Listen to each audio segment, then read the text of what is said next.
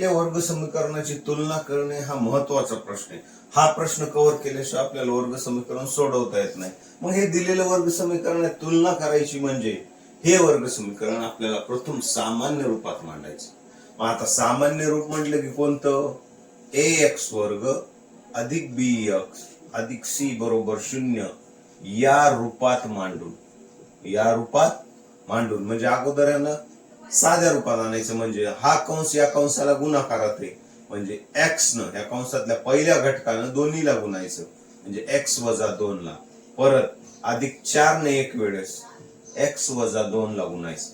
मग x गुणिले x x चा वर्ग वजा x गुणिले 2 2x अधिक 4 गुणिले x 4x 4 दुने 8 बरोबर 0. मग आता या ठिकाणी हे सजातीय पद आहे, यांची क्रिया होऊ शकते म्हणून x वर्ग वजा 2 अधिक 4. मग हे ऋण संख्या आहे, मग यांची बेरीज होण्याच्या ऐवजी काय होती? वजा बाकी, मोठी संख्या धन म्हणून ते चिन्ह म्हणजे 2x वजा 8 बरोबर 0. मग आता तुलना करायची म्हणजे एबीसी किमती काढायच्या.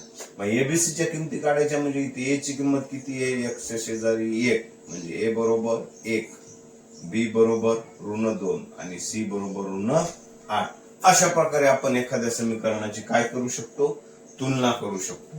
मग त्यानंतर आणखी एखादं जर उदाहरण आपण बघितलं, x वर्ग अधिक 5x अधिक 6 x वर्ग अधिक 5x अधिक 6 बरोबर 0. मग आता या समीकरण दिलेलं समीकरण हे ऑलरेडी सामान्य रूपात आहे. मग याची आपल्याला सामान्य रूपात मांडायची गरज नाही. काय करावं लागते? फक्त तुलना. x वर्ग अधिक bx अधिक c बरोबर 0 याशी तुलना करून मग आता याशी तुलना करायची म्हणजे इथे a ची किंमत किती आहे? 1, b ची धन 5 आणि c ची धन 6. अशा प्रकारे आपण याची तुलना करू शकतो. मग समीकरण कोणतंही असू द्या, किती अवघड असू द्या, आपल्याला त्याला सामान्य रूपात मांडून त्याची तुलना करावी लागते. आणखी जर एखादं उदाहरण आपण बघितलं, p कंसात p अधिक 4 बरोबर 0.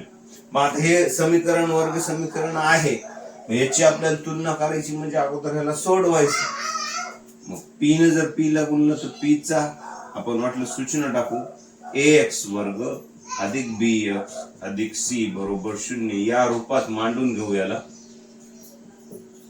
म्हणजे p न कंसाला गुणलं तर p चा वर्ग अधिक p न 4 ला गुणलं तर 4p बरोबर 0.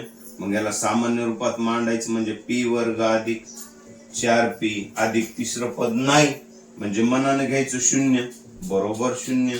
म्हणून आता पहिल्या पदाचा सहगुणक a, दुसऱ्या पदाचा सहगुणक b आणि तिसरं पद आपण 0 घेतले म्हणून 0. मग बघा आपण किती साध्या पद्धतीने आपण एखादं समीकरण सोडवलं.